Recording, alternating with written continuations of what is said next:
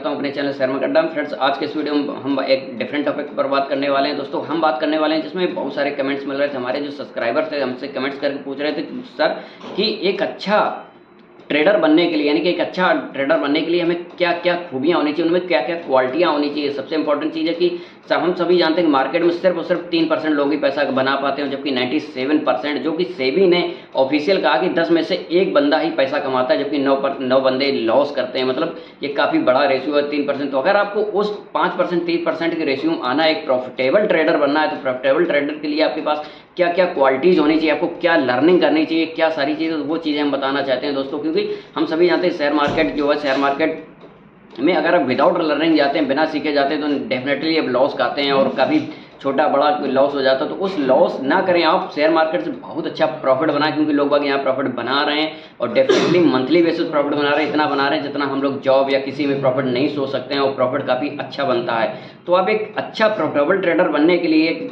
Share market में trader बनने के लिए, वो कौन कौन सी क्वालिटीज़ होनी चाहिए या क्या क्या चीज़ें सीखने को आपको ज़रूरत पड़ती है, तो आप उसके बाद अगर आप ट्रेडिंग करते हैं, ट्रेडिंग उतरते, तो डेफिनेटली आप सक्सेसफुल एक ट्रेडर बनेंगे दोस्तों। तो वो नंबर 1 पे होना चाहिए आपको टेक्निकल एनालिसिस। दोस्तों, हम सभी जानते हैं कि विदाउट टेक्निकल एनालिसिस कोई भी फंडामेंटल हो या टेक्निकल एनालिसिस, किसी भी स्टॉक हो, रिलायंस स्टॉक हो, टाटा पावर हो, या कोई भी हो, बिरला को, कोई भी स्टॉक, ऐसा स्टॉक हो, महिंद्रा को, कोई भी, जिसका टेक्निकल एनालिसिस हमें आना बहुत जरूरी, कि मार्केट का स्ट्रक्चर कहाँ जा रहा है, क्या हो रहा, क्या नहीं, सारी चीज़ें। तो टेक्निकल एनालिसिस फर्स्ट है कि हमें टेक्निकल एनालिसिस आना चाहिए मार्केट का। दूसरा, risk management is very important. अगर आप 1 लाख कैपिटल के साथ आए हैं मार्केट करने के लिए, या 50,000 कैपिटल या 5 लाख कैपिटल, कुछ भी आपके पास अगर एक कैपिटल, एक अमाउंट है जिससे आप शेयर मार्केट में एंट्री कर रहे हैं, ट्रेडिंग करना चाहते हैं, तो एक रिस्क मैनेजमेंट बहुत जरूरी है। आपको पहले से ही डिफाइन होना चाहिए कि आपको कितना मार्केट में रिस्क लेना है, मतलब कितना आप रिस्क ले सकते हैं। 1%, 2%, 5%, 10%, वो आपका माइंडसेट पहले से ही लॉजिक होना चाहिए कि हमें इतने % तक का रिस्क लेना है। क्योंकि ये सभी जानते हैं कि देखो, मार्केट एक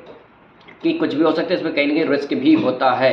तो risk management very important factor, वो आपके दिमाग में पहले से होना चाहिए, साइकोलॉजी बनानी चाहिए। उसके बाद जो आता है ट्रेडिंग साइकोलॉजी, वेरी इंपॉर्टेंट, जो कि बहुत सारे लोगों की ट्रेडिंग साइकोलॉजी नहीं बन पाती दोस्तों। वो हम जानते हैं, मेरे अंदर भी बहुत काफ़ी दिनों बाद ट्रेडिंग की साइकोलॉजी बिल्ड होती, क्योंकि प्रॉफिट तो हम कम उठा लेते हैं कि 1,000, 2,000, 5,000, 10,000 प्रॉफिट अगर दिखने लगा मार्केट में तुरंत, तो लगता है बुक कर लेते हैं, लेकिन लॉस बड़ा ले लेते हैं। ये बहुत बड़ा डिमेरिट होता है हमारे सबके, जो हमें एक अच्छा प्रॉफिटेबल ट्रेडर बनने से रोकता है। तो साइकोलॉजी बिल्ड होना चाहिए। अगर हम 2%, 5% का लॉस ले सकते हैं, तो हमारा टारगेट भी होना चाहिए कि हमें इतना ही टारगेट बुक करना है, इतना ही टारगेट लेना है, 20%, 30%, 40%, जितने का सोचा हुआ है।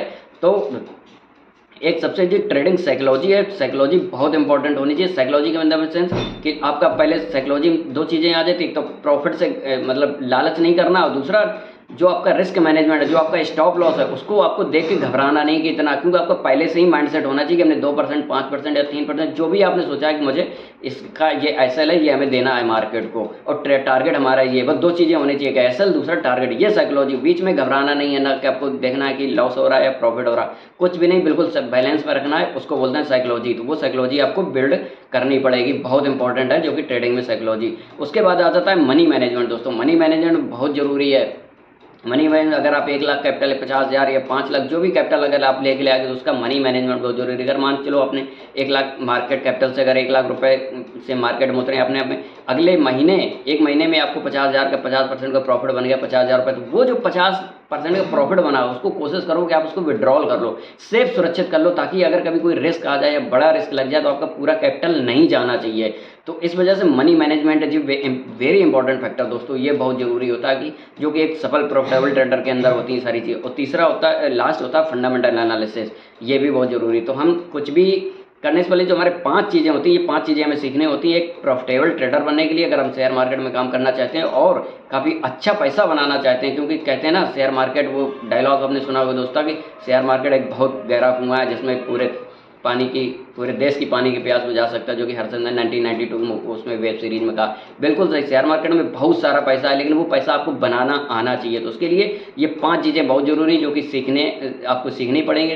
2 महीने, 3 महीने, 5 महीने, 1 साल, 2 साल समय देना पड़ेगा मार्केट, उसके बाद ही आप टेक्निकल एनालिसिस नंबर 1 पे। दूसरा, फंडामेंटल एनालिसिस आना चाहिए। Risk management very important. Risk management के बाद आता है वो trading psychology. Psychology is very important. सब कुछ चीज़ें आ जाती है लेकिन साइकोलॉजी इतनी जल्दी बिल्ड नहीं होती, क्योंकि हम सभी के अंदर कहीं ना कहीं लालच और डर बना होता है। इस लालच और डर को हमें कंट्रोल करना होगा, तभी जब ये लालच और डर कंट्रोल हो जाता है उसके बाद ही आप एक अच्छे प्रॉफिटेबल अच्छा ट्रेडर बन जाते हैं, जो कि नंबर्स में होते हैं, परसेंटेज में नहीं होते। सिर्फ 1% भी कम होते हैं जो कि बहुत अच्छे प्रॉफिटेबल ट्रेडर, उनके अंदर ये चीज़ें नहीं होती हैं। उसके बाद आ जाता है मनी मैनेजमेंट दोस्तों। तो ये 5 चीज़ें हैं जो कि आपको सीखनी पड़ेंगे एक अच्छा प्रॉफिटेबल ट्रेडर बनने के लिए दोस्तों।